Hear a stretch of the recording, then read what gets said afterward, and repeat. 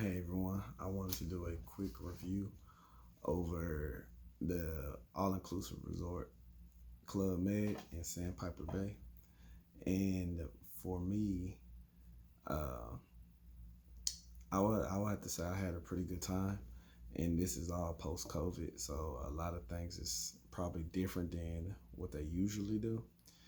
But out of a score of 5, I gave them a 4, and that's strictly on the fact that it's a family resort. I know I've seen a couple of reviews saying it's not a lot to do for singles, which it isn't. I don't understand why they would go to a family resort looking to do single things. But um, some of the things I've went over or I've heard is like the rooms, and I rated the rooms a 3 out of 5. It's not the best rooms, but it's not bad either. They could stand to be upgraded, and it is some electrical problems, but it's clean. It's we had a ocean view, or I guess a lake view in their case. Um, the bed was a tad bit hard, but for me personally, I like that even better. So um, the food, um, I've seen some posts say the food wasn't that great, but I've been to other all inclusive resorts, and it's pretty much the same stuff. Um, a basic breakfast, which omelets pretty much, and they had bacon and sausage. But I would give their breakfast a 3 out of 5 just because they don't switch it up at all. You're pretty much gonna eat that every day. The best thing they have is potatoes, and that was that. Um, Lunch. I gave lunch a 4 out of 5. I remember one day we stayed for a total of 5 days. So one day they had steak and shrimp, and they had different pastas, and we found out it was a French resort, so that made sense. But their lunch and their dinner both got 4 out of 5s because they constantly switched it up, and it was pretty good. And I have no complaints really. Only reason I would say it's a 5 out of 5 because I mean, I guess like some of the food's not seasoned. It's okay, you know. It could be worse. Um, I guess the main knockoff was, I guess that's where I could take a point from, is that I mean post COVID you have to carry all your plates, and like they put everything down individually. So if you get, let's say, a plate of macaroni and a plate of French fries. You get a plate or a burger with a plate on it, and you can't leave it at the serving line. So you have to carry those 3 plates. And I mean, for me, I have kids and stuff too, so trying to carry all their plates and mine was a challenge. But you know, it's all you can eat, so you know it's really not a big complaint. Um, the snack bar had burgers, French fries, chicken wraps.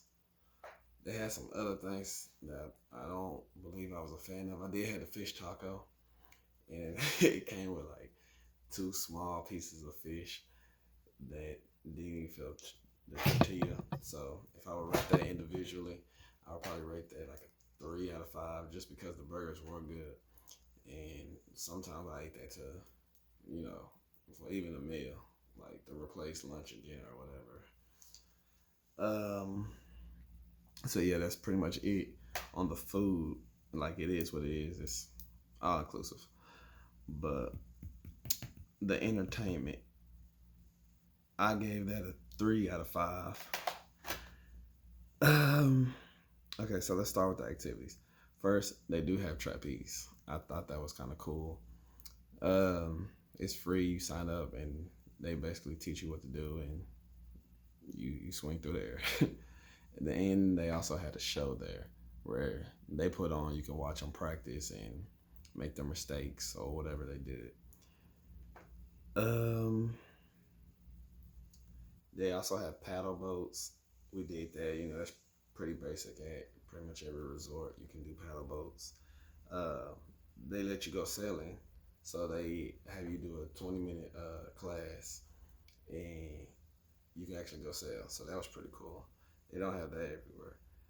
Um, they had a magic show, which pretty much for the kids. They had water skiing. Well, no, correction. Those was free.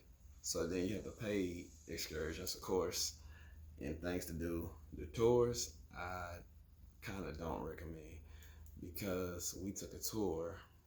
It was to see dolphins and some other fish, and we didn't see any dolphins.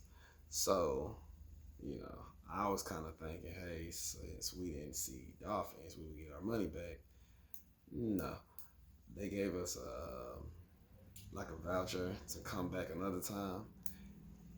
And I mean, yeah, that's cool, but I don't stay in Florida, so it doesn't do me any good.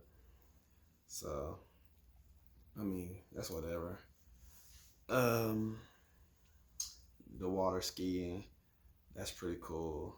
Tad bit expensive though, so I'm not sure if I would recommend that.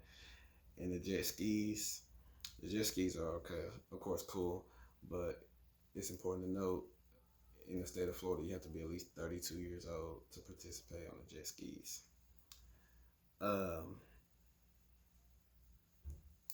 the water tubing was probably the best excursion, and it's probably one of the best excursions I've ever been on. I've been on a lot.